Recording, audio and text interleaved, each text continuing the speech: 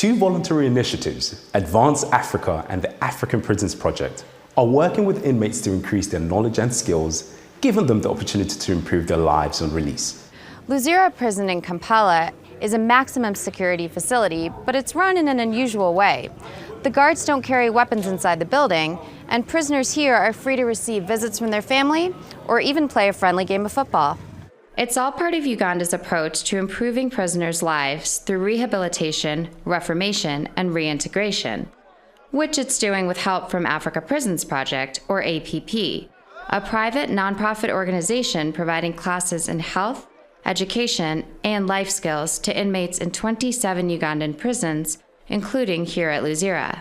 In the first place, inmates are got from the community and they are locked here. So when people come from outside to inside to come and see them and work with them, you are in a way bringing the community to the prison. And to us, this is a part of reintegration, because when these people are kept here, after some time, they are supposed to go back to the community. Perhaps the most impressive of APP's activities is the Inmate Law Degree program conducted in partnership with the University of London. Instructor Karen Saidi says that since the program began in 2012, APP law students have overturned more than 10 death sentences and helped more than 1,300 prisoners with their legal cases. We believe through education that the inmates will be champions within the system.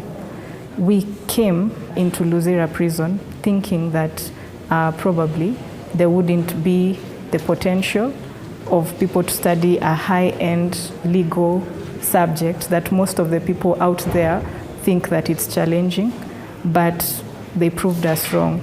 One of these students is Pascal Kakuru, an inmate who was once sentenced to death row.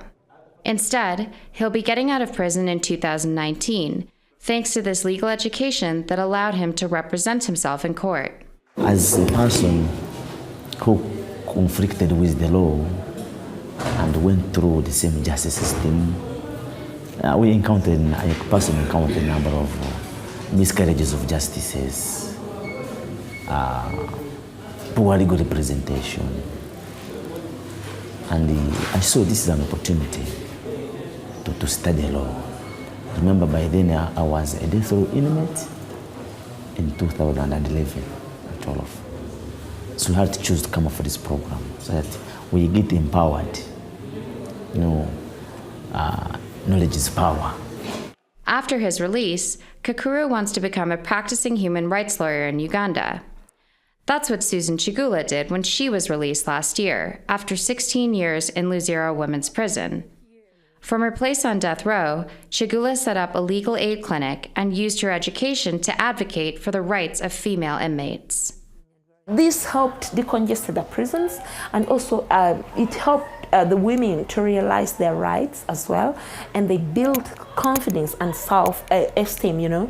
They could now stand and speak to the magistrates and speak to the judge, ask even questions, ask witnesses questions. They never knew that they could even ask for witness statements. So many things were going amiss, and we had to rectify that through that legal knowledge that we acquired. Less than 10 years ago, the inmates here in Gulu prison were complaining about difficult conditions and hard labor. But since Advance Africa started working here in 2014, they say they found a sense of renewed hope for their futures. Advance Africa is another organization providing services ranging from band lessons to business and entrepreneurial classes for inmates here in Gulu, the largest high-security prison in northern Uganda. When I was just convicted, I thought I won't have another life. But after the duration of 1 year in being a convict, I've learned that prison is a place of change. Advance Africa helps inmates in 28 prisons, including Tamale Amos, who was imprisoned in Gulu at the age of 17. Plan for the future as I become a great man in business through Advance Africa.